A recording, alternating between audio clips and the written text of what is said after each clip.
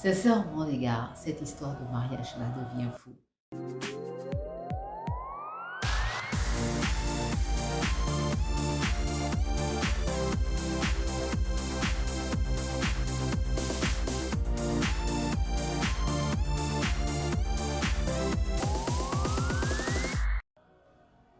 Les gens ne savent même pas ce que vous avez vécu dans certaines relations.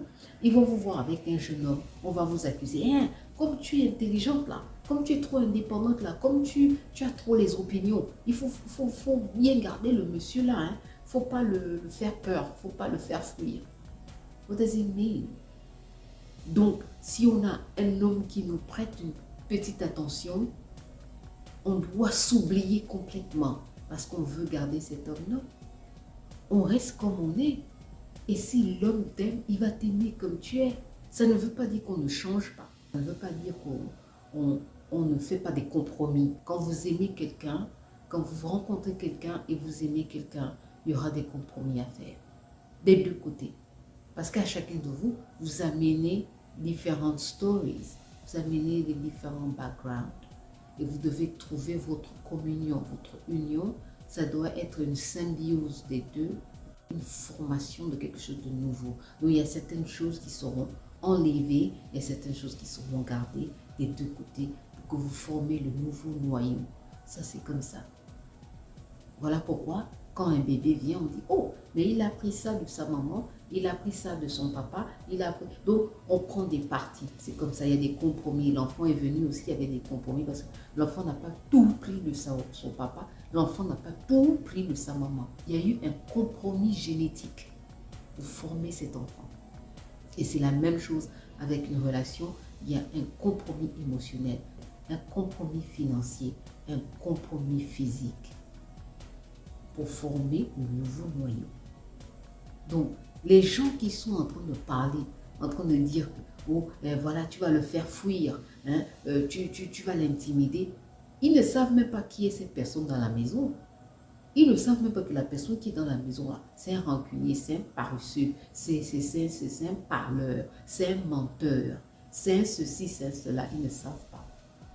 Et toi, tu vas te forcer à garder quelqu'un comme ça dans la maison juste parce que tu ne veux pas qu'on dise que, ah voilà, il y a un homme de plus qui vient de partir. It is what it is.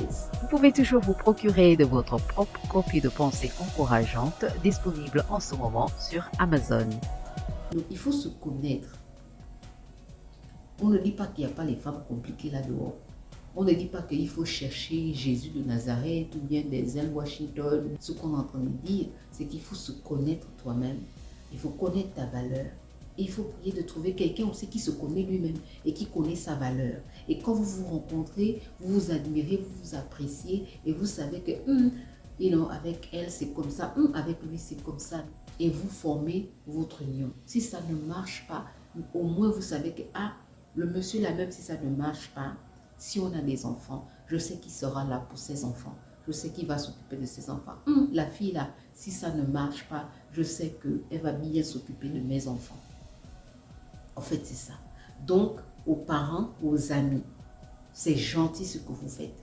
Mais vous mettez aussi la pression sur beaucoup de nos sœurs là dehors d'aller se mettre dans des relations dont elles ne sont même pas supposées être. Elles rentrent dans les relations, on les frappe là-bas, on les bastonne, on les maltraite, mais elles sont dans la relation.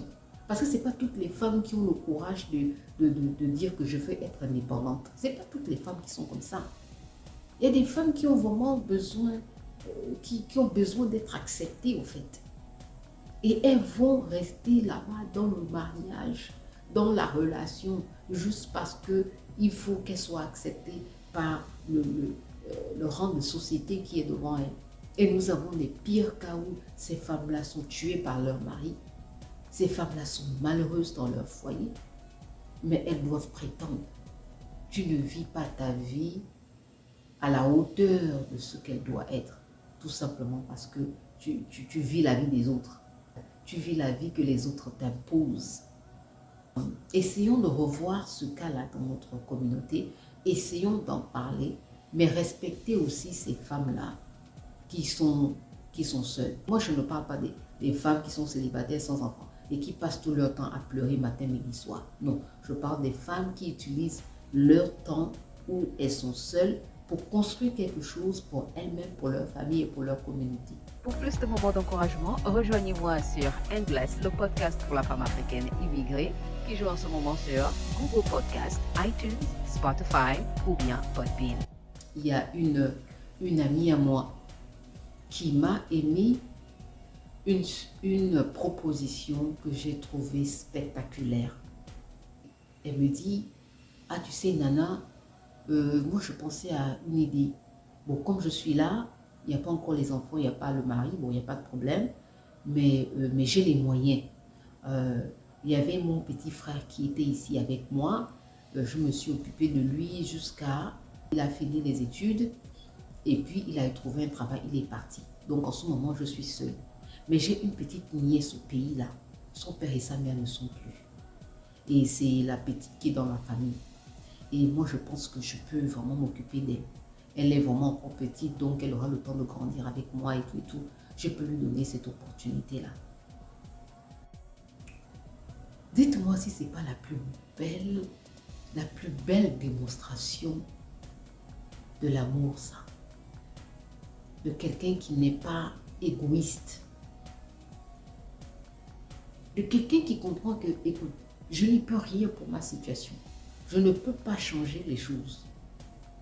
Mais il y a quelqu'un qui est là, je peux aider. Je peux aider la fille jusqu'à elle a 18 ans, elle finit ses études, elle part. Je peux l'adopter. Donc, elle avait envie d'adopter sa nièce légalement afin que la nièce vienne rester avec elle en Europe. La nièce va grandir avec elle, elle va élever la nièce, elle va éduquer la nièce jusqu'à ce que la nièce aussi prenne son envol.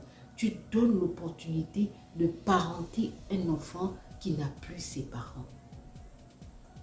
Voilà ce que quelqu'un peut faire. Qu'est-ce qu'on peut chercher d'autre?